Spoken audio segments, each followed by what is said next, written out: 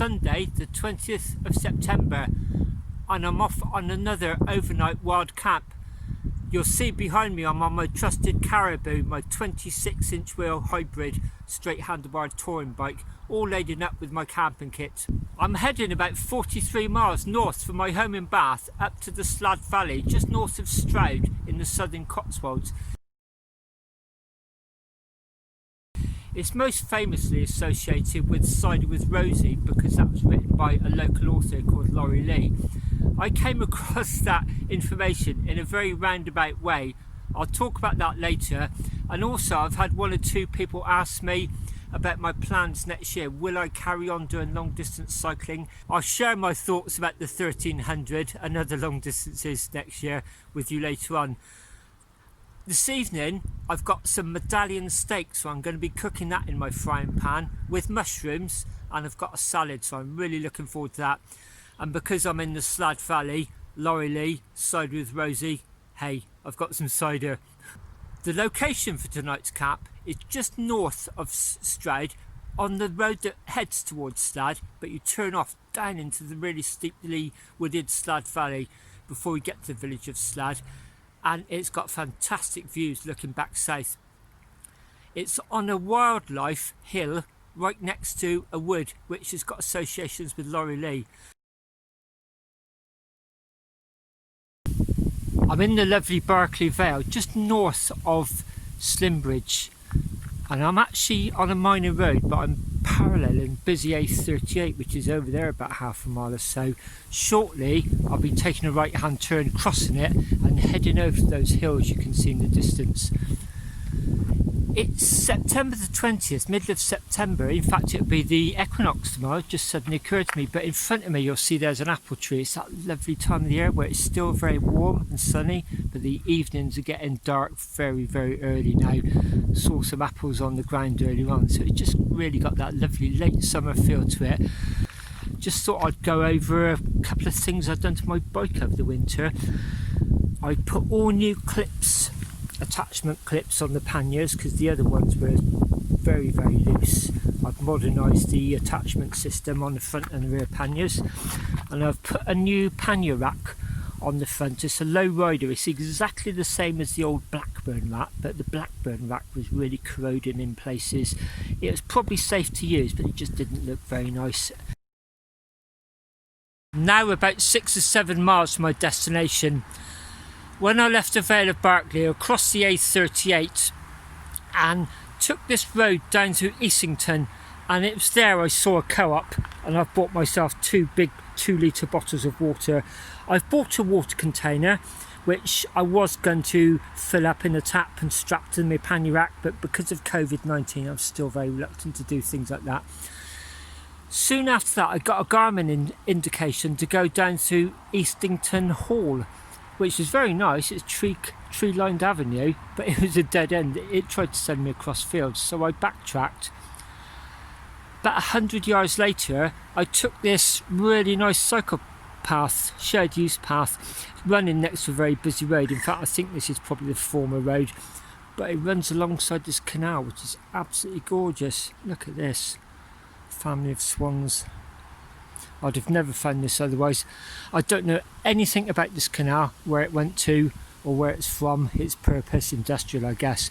When I get home I'm going to look this up because things like this fascinate me.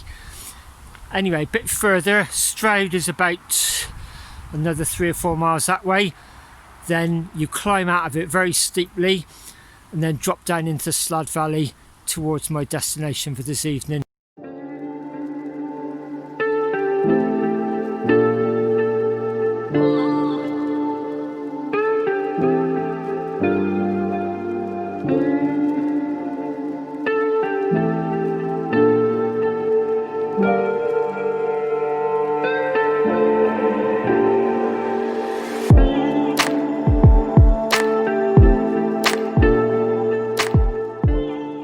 It's 5:10 now. I've just passed through Stroud and I'm now on the Slad Road. Slad village itself is a couple more miles up here. Shortly I'm going to be turning right down into the glorious Slad Valley here. As I turn right off this road, I drop steeply down into this gorgeous valley, and then there's quite a drag up towards Swift Hill, my destination. I think it may well be that rounded one there, because my Garmin's telling me I've only got 1.6 miles to go, so that would be about right.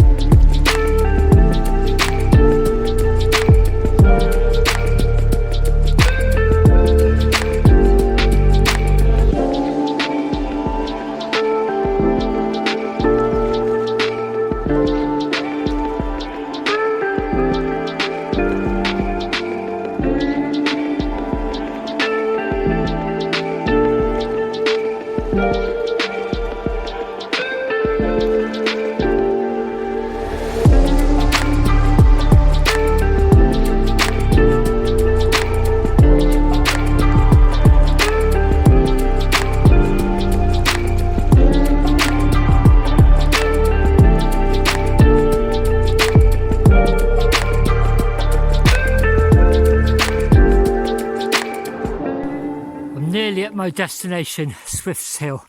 I just pushed my bike over that cattle grid because I was going so slow. I thought I was likely to lose my front wheel on that. Story behind why I want to camp here. This is it, Swifts Hill. I was doing a 200km DIY back in the late winter, early spring. It's called Slad Valley Grimper, I think. It's a route I just made up. And it came up here, and I remember clocking that and thinking, hey, that looks like a good campsite. I'm now at the second cattle grid at the summit, just before the road goes down. These woods here are known as Laurie Lee Woods because he purchased the land in the 1960s to prevent further development. This is the end of the open upland. I'm going to try this footpath up here and see where it takes me. There's some cracking views right through those trees. Once we get above them, you'll see what I mean. So I'm here at my destination near the summit of Swifts Hill. I rode my bike up the road right to the edge of the tree line there, and then I've just scrambled down here, walking on foot actually, pushing the bike, just to find this open spot here with this lovely sunny aspect looking across. That's the village of Slad. And that was the road I took up. Stride was that way. If I carried on, I'd have got to Slad, and somewhere back there I'll turn right off it, and this is the road down there I've just ridden up. Believe me, that is steep in places.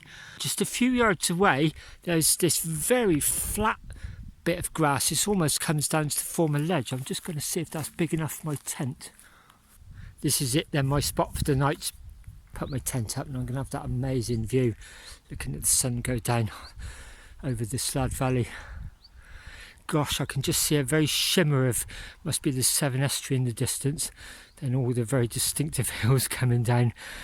5 to 6 and I've got my tent up.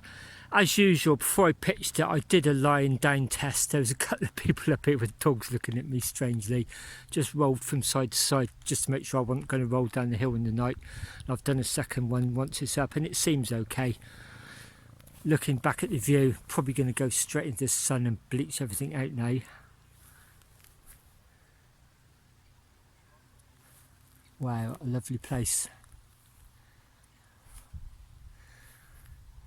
I said earlier on, I've got some steak, so that's what I'm cooking tonight, and some cider, and boy, I'm looking forward to that now, some scrumpy. I've also got a table and chair, believe it or not. I'll show you what I mean. I mentioned on my North Dorset Cycleway camp last year, I bought a stick table for millets, and it's one of those items I just wondered how I've ever done without it before. The last couple of wild camps I've done, I've actually had seats. I pretty much knew there was going to be that stone slab at Sand Point.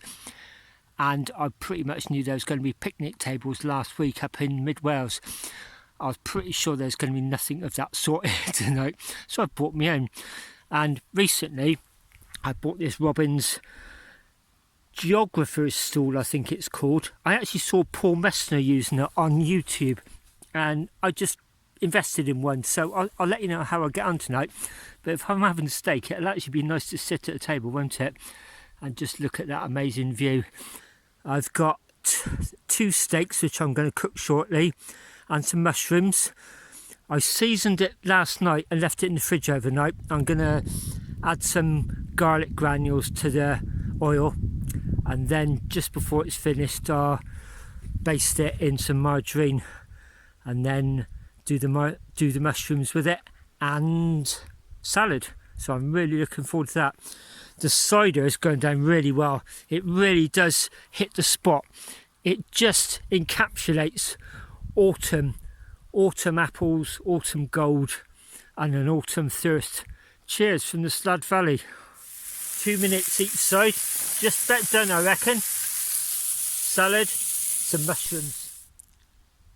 Medallion steak, mushrooms, salad and scrumpy at Swift Hill at sunset. Bon appetit.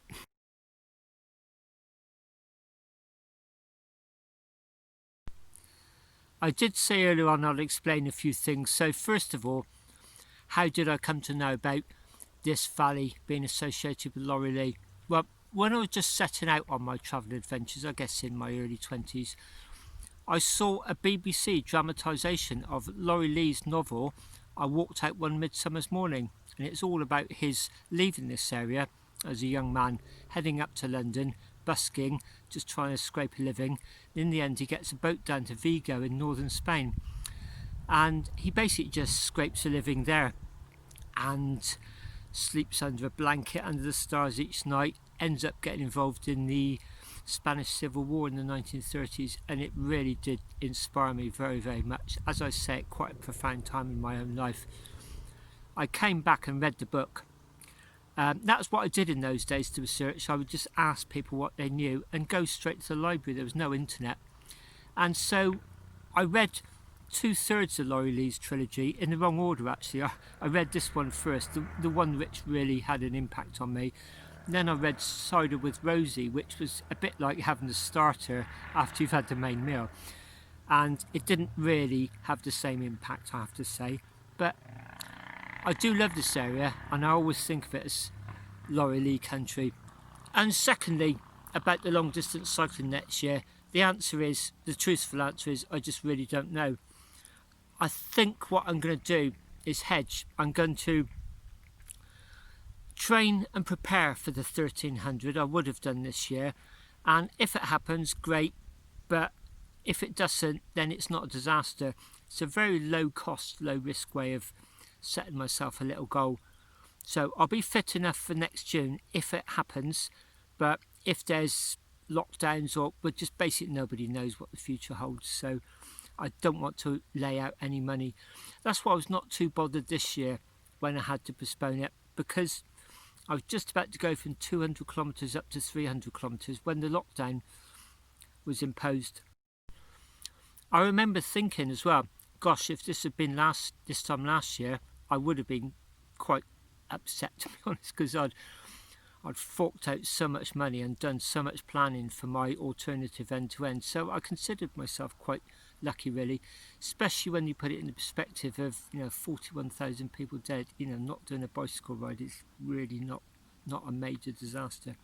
So that's my thoughts at the moment. I will prep with the intention of doing it if possible, but if it's not possible, well, I'll simply accept that as I did this year.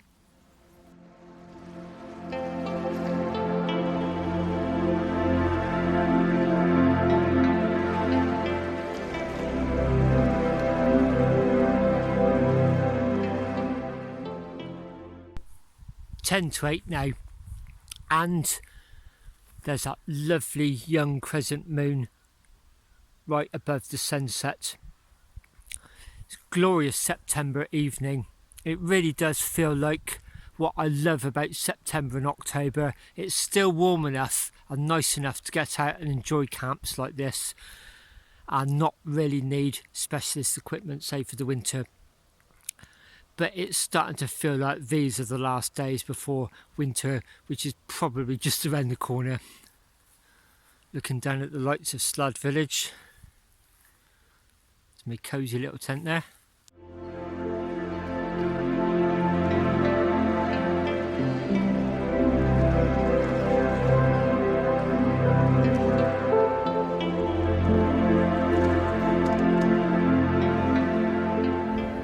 Here's my tent all lit up, ready for me to dive in shortly. Hello, good morning. It's now 10 to 7. I've just opened my tent door and this is the view. It's quite thick mist, very atmospheric. Having said that, it was yesterday morning and once the sun came up it burnt it away and it was a lovely day. That's the view looking back at the tent. That was the way I walked in to get here last night. Then if I sweep round, that's looking down into the valley. The mist is just clear down there. You can see one or two farm buildings. You can hear the road and some cars, but you cannot see it. Then if I pan back round, that would be Stroud across there. Can't see a thing.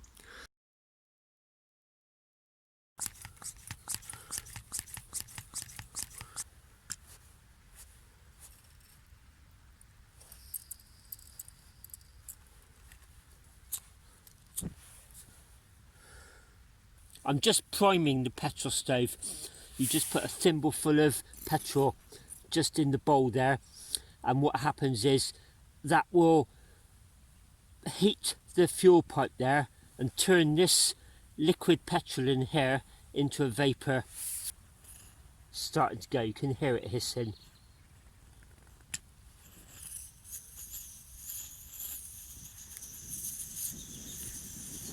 There you go, now it's been primed. Less than 2 minutes to boil that small pan of water. It's a very powerful stove.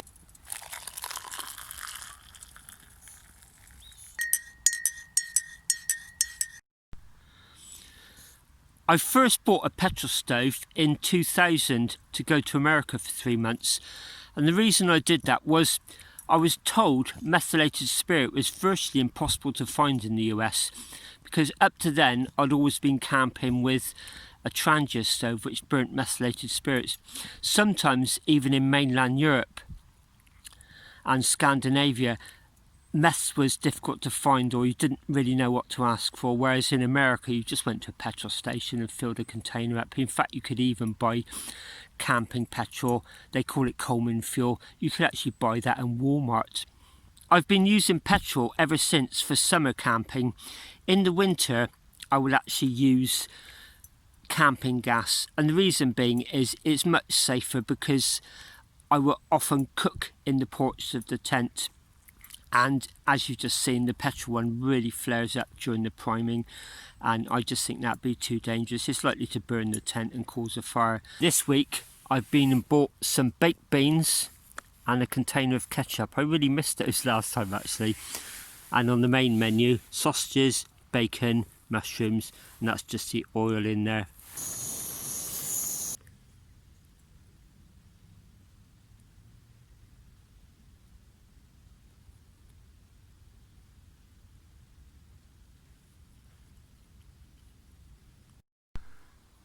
It's 8:30 now and the sun's just rising above this hilltop. I think what I always find amazing when I'm camping is I saw the sun set over there about 12 hours ago and it's done 180 degrees underneath the earth and reappeared there.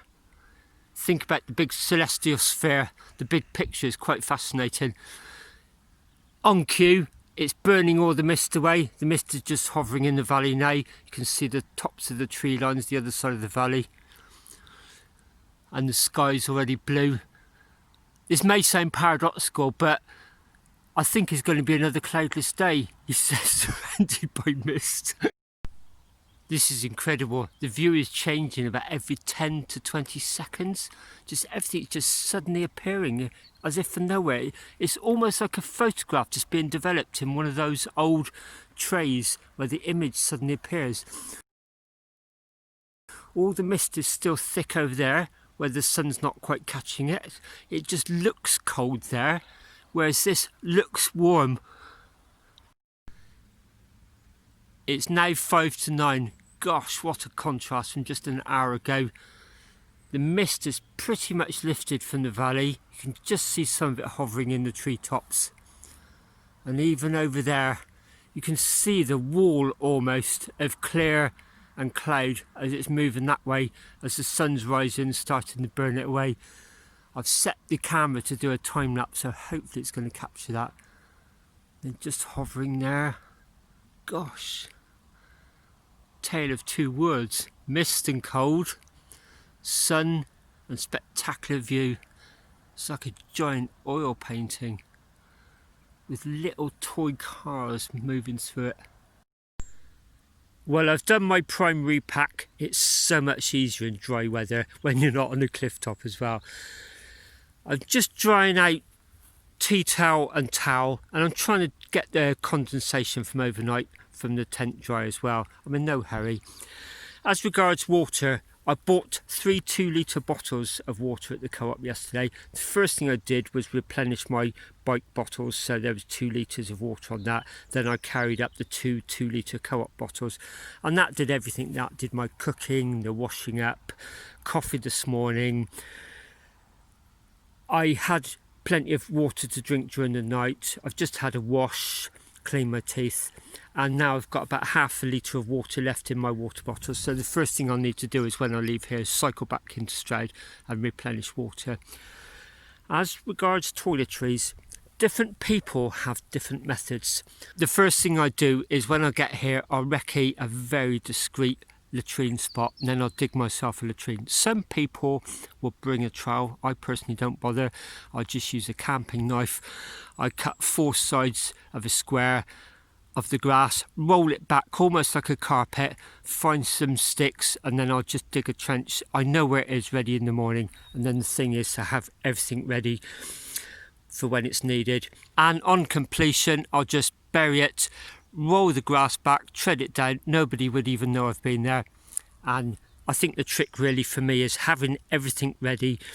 So being organised, I've got hand towels, I've got wet wipes and hand gel, and I also had some hot water as well ready for a wash. So I think the thing is just being organised. As I say, different people, different methods. Voila, the tent's all packed away, remarkably easy when there's no wind and the ground is dry.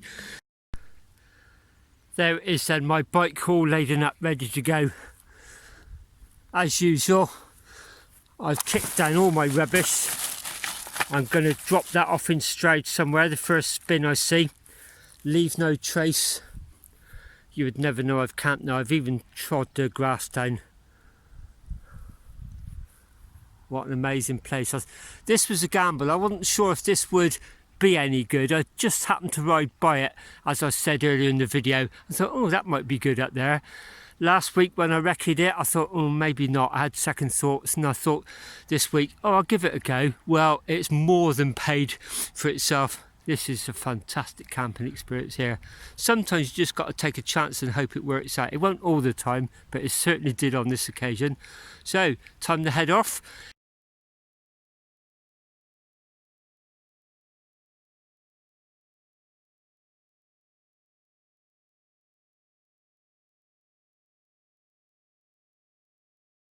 I'm at the bottom of the hill now, and I've just stopped at the co-op to stock up the water. It's getting warm already. I'm not sponsored by co-op, by the way. It just happens to, I just happen to use them a lot. But I really had to show you this. One-way car park in this way, out that way, in, out, shake it all about. After what's been thrown at us in 2020, it just really reassures me when you see things like that. People's humour just gives you such positive hope for the future. With that, I'm going to finish the video here. I'll say thanks very much for watching, and until next time.